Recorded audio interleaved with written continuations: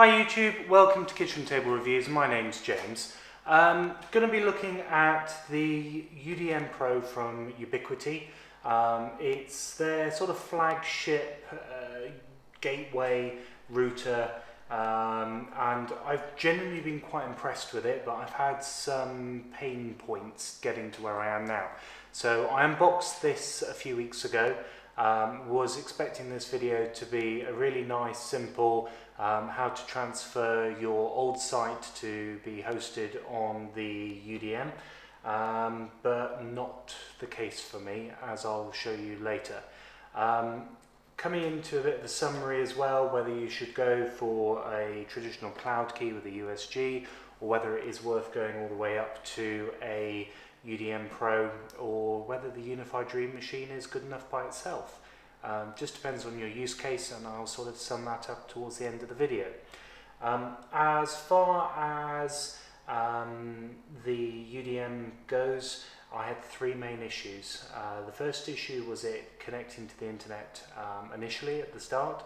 The second problem I had was transferring a site over from an existing cloud-hosted server, and my third issue was the firewall rules and port forwarding.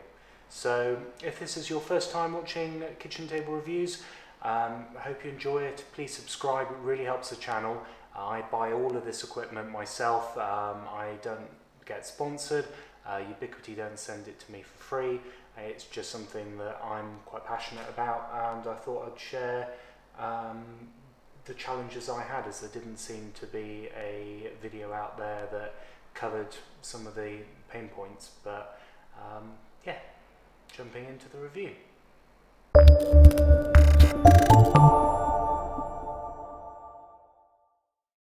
So from a hardware point of view, and the way that the device has been built, really impressed. It's really sturdy, it's aluminium, quite solid, relatively shallow, so if you've got a shallow rack you shouldn't have too many problems at all. On the front you've got the little touch screen, which is colour. It's a few useful bits of information, but I wouldn't get too excited about that. You've then got the 3.5 inch drive bay, which will take up to an 8 TB hard drive for UniFi Protect. When you compare that to, say for example, the Gen 2 Cloud Key that will only take a 2.5 inch drive, it's a good upgrade. And then you've then got your 8 ports at the front, which unfortunately aren't PoE. I think Ubiquiti have missed a trick there. At least if a few of them were PoE, then you would make putting in a few access points run off this device a lot easier without having to have PoE injectors.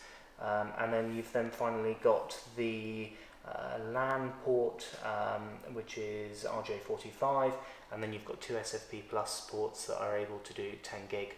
Not been able to test the 10 gig, but certainly within the 1 gig network that I've got, I've had no issues at all, and that's also trying the SFP ports. Around the back of the device you've got the power connector, and then the redundant power supply, which Ubiquiti are doing in a slightly different way, almost like a mini UPS. So I haven't been able to test that, as I haven't got that bit of kit yet. And then obviously this small slit at the back, which allows ventilation and air out. I've had this in my rack and hardly heard the fans turn on at all. It's quite nice and quiet. But again, I haven't got 30-40 clients on it putting a huge amount of throughput through. So yeah, really good piece of kit. Been impressed with the hardware. It's just not been a very different story with the software. Before we go through the software issues I had setting everything up, I thought we'd just have a quick look at my rack at home. So I have this in the utility cupboard. It's just a 600 deep 12U rack. And in there I've got, starting from the bottom, a APC UPS. Above it is a 16 port switch, which hopefully I'm going to upgrade in the next couple of weeks. And then above that I've got a patch panel, and above that the 3-port USG. Now at the very top I've got a Synology NAS, and on the right is the modem from my internet provider. And then just below that is a Philips Hue Smart Bridge. Now I'm going to take out the 3-port USG and replace it with the UniFi Dream Machine. Now you can see I've switched over to the UniFi Dream Machine Pro. Never really had any problems with the USG 3 port. It's still a really good device, but obviously data security, I'm interested in having a go at turning on the intrusion protection and getting a better understanding to see how well that works. So as you can see, my rack is color coded.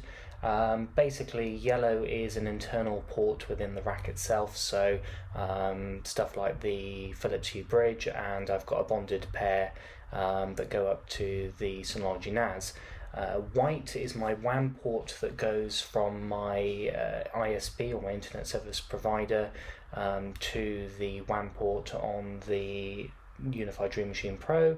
The green cable is just into port 1, and that gives my switch 16 underneath a connection to the network, and then the blue cables are just to ports that are inside of my home, so to the switch under the TV and a couple of access points.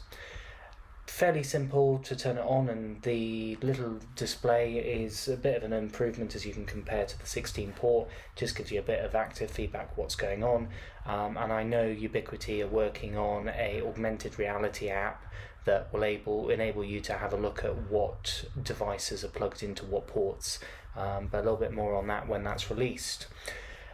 Jumping into the next steps, I'll take you through how I set up or attempted to set up the device using an app. No issues initially connecting, but it got a little bit more complicated, as you'll shortly see. Then we'll have a quick look at the final way I set it up using my computer, and then the troubles I had trying to import a site and the error messages I had. And then to finish off, I'll just do a very quick summary of how I got around the port forwarding issues that I experienced. So yeah, that's next steps. So using the UniFi app, I connected to the UDM using Bluetooth. Initially tried using DHCP, but eventually gave up on this and then tried to use a static IP address within my own network.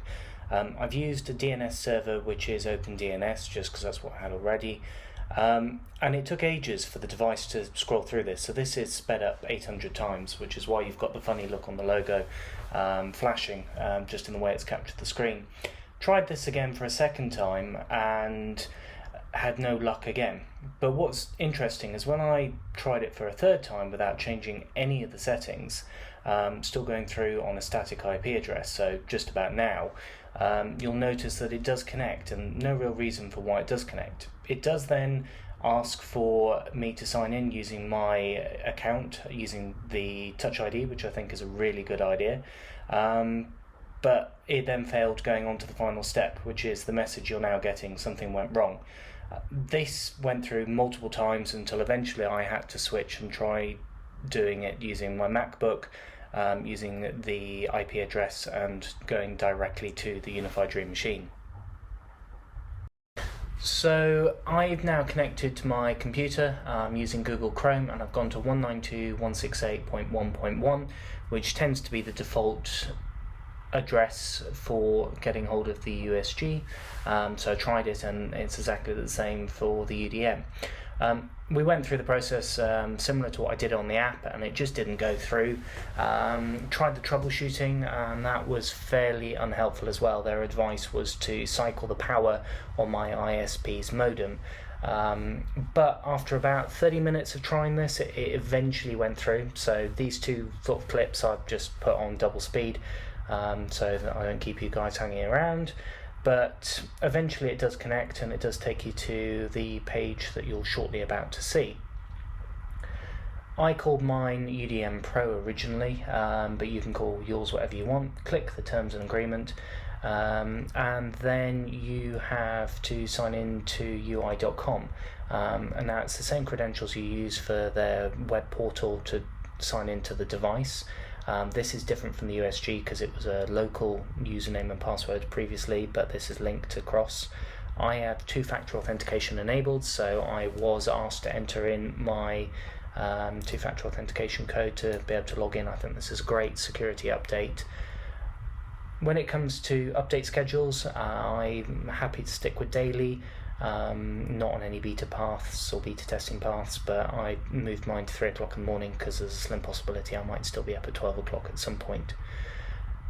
This just asks you to confirm the settings and make sure you're happy to let the device go out and find any software updates that might be available. Mine did do a software update, but it didn't help with the next stages. And then at this point I've again doubled the speed in the video, so I'm just doing an internet speed test just to make sure that the device has got connectivity, and at this point it did actually go through, as I said, to the software update. So jumping on to the next steps, I'll show you how I failed to import a site, which ultimately ended up with me having to record or re-enter all my network settings.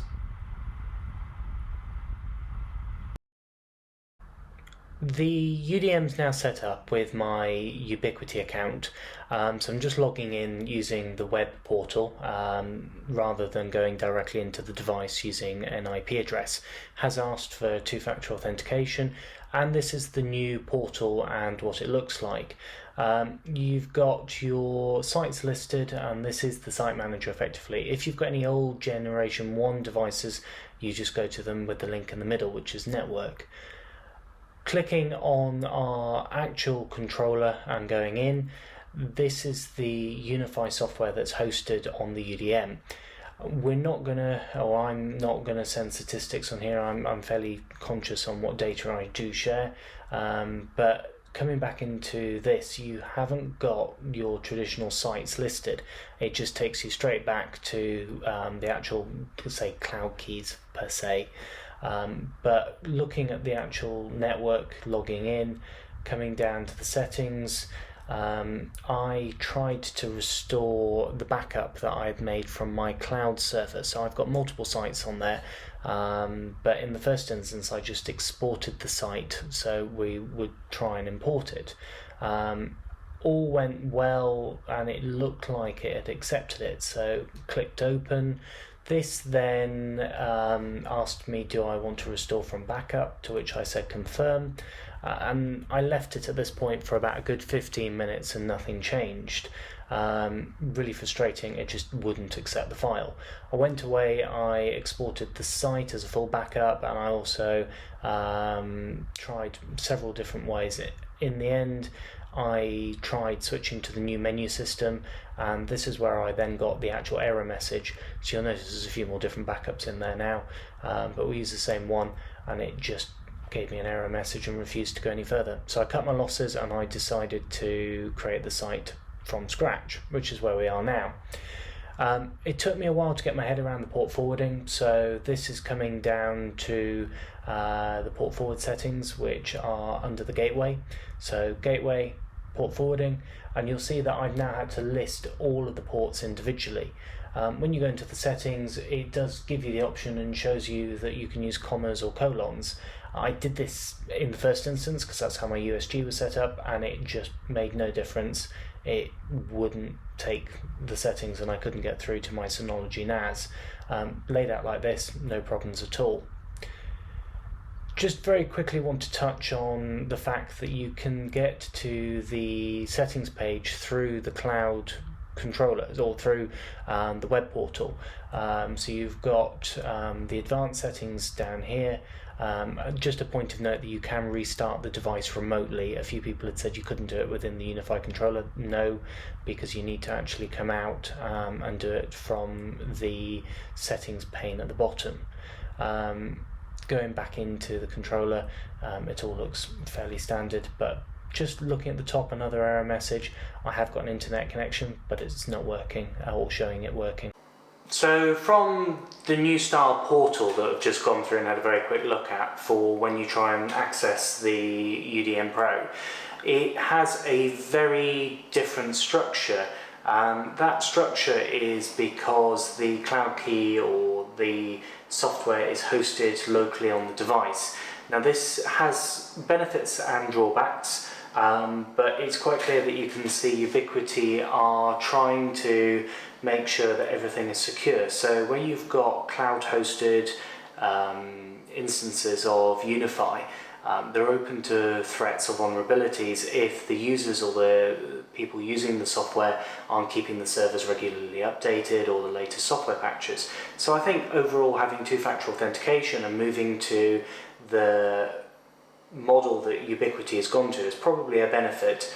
And then having those, or being able to, for example, get into the statistics or the temperature or the behind the scenes that you'd normally have to be within the local network to access on the UDM-Pro is actually, I think, a positive. Speed and throughput. All the devices, whether you go for something like a 3-port USG, will pass a gig of traffic or a gigabit of traffic through.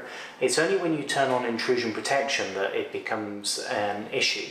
Now, I'm quite keen to have this turned on and see what happens. I'm quite lucky I've got a gigabit connection, so I do need the UDM-Pro to be able to take advantage of my internet connection, but not everyone has that. The average for a rural area in some places in the UK is as low as 10 or 12 meg. 50 megabits is a fairly decent connection. So even with those sort of speeds, the USG 3-port would be more than sufficient. So the throughput speeds go with 85 megabits per second using a 3-port USG. The USG Pro is 250 megabits, 850 megabits for the UniFi Dream Machine, and the Dream Machine Pro goes all the way up to 3.5 gigabits. The next thing that I want to talk about is the speeds. I have done several speed tests, and while I'm talking to you at the moment I'll put them up on the side, but I've had no problems at all with a cable connection or an RJ45 straight into my network, topping out at my internet provider speeds well over 800 megabits per second. However, doing Wi-Fi connections, you're obviously more limited by what your access points can do. So I have the limitations of my access points that I have, which still get me up to, give or take, 400 megabits per second, which I'm perfectly happy with from a wireless connection point of view. Looking at CCTV, it's an interesting question because something like the CloudKey Gen 2 comes with a terabyte hard drive. If you've got 2 or 3 cameras, the CloudKey actually does a really good job. I think when you start looking at an 8 terabyte hard drive, and yeah, I haven't tested it, I'll do a future video on it, but from a point of view, I think the UniFi Dream Machine isn't designed really for CCTV. It probably has more power or processing power to be able to run more cameras, but you are limited by one hard drive, and if redundant data is important to you, or if your hard drive fails and you can still operate, you're going to be looking at a MVR with multiple drive bays so that you can have some form of RAID backup. Now, UniFi are bringing out a 4-bay MVR, which does look really good. It's on their early release program at the moment, but we'll see when that comes out, and I think for most businesses that's going to be what they're going to be looking at. The UniFi Dream Machine Pro does have access control and talk, or their telephony side, which is still in sort of beta testing at the moment, and I think that will expand, and I think investing in the UniFi Dream Machine Pro will give you that functionality in the future as the software is constantly improved or developed. Looking at the cost of the UniFi Dream Machine Pro, it's currently in the UK selling for £447, give or take. It's £153 more expensive than the UniFi Dream Machine, which I think is a great product, and I think in 99% of cases for residential customers who don't need PoE and they don't need to put an access point somewhere else in the property, the Dream Machine is probably the best bang for your buck. So in summary, it is a really capable device, has a lot of horsepower, and I think I'm really excited to see how Ubiquiti develop this sort of new line. I don't see them getting rid of the old line anytime soon, so the USG or the APs that your access points that you're able to manage through a self-hosted or cloud-hosted server or instance of UniFi. But for someone who is looking for a hassle-free, all-in-one box that can run cameras, can do your VoIP phones, access control, and is all in a homogeneous system, I think the UniFi Dream Machine Pro is a fantastic device, and I'm really excited to see what further developments come out. Stuff like the augmented reality using the UniFi app by just simply scanning the small screen and seeing what devices are plugged into what ports. But you do have to ask yourself two fundamental questions before you go out and buy the UniFi Dream Machine Pro. One is, are you ready to go through the sort of bugs that I went through? Because I think it's going to take some time for them to be ironed out. Updates are coming out regularly, but there are going to be those sort of underlying issues for, I reckon, a good year maybe. The second question is, do you have a use case? So are you using this for CCTV? Do you have a fast enough internet connection to take advantage of it? Do you want to put it in a rack? Is that your use case because it's neater than the UniFi Dream Machine by itself? For me, it's a bit of a personal hobby, tinkering, and I quite like having everything within a rack and broken out to access points around my house that give me the best internet connection, or the connection from the device to the access point. But it is totally overkill. So yeah, this I'll be recommending more for businesses and very large houses which have multiple access points around, and really don't buy this unless you're in that case. But yeah, if you've enjoyed the video, give us a thumbs up. If you've got any feedback, please put it in the comments section and I'll try and get back to you as soon as possible. And again, I do buy all of this equipment myself, so the sort of subscriber count and people watching these videos is a massive incentive to keep on producing them and grow the channel. So thank you very much for watching, and see you on the next one.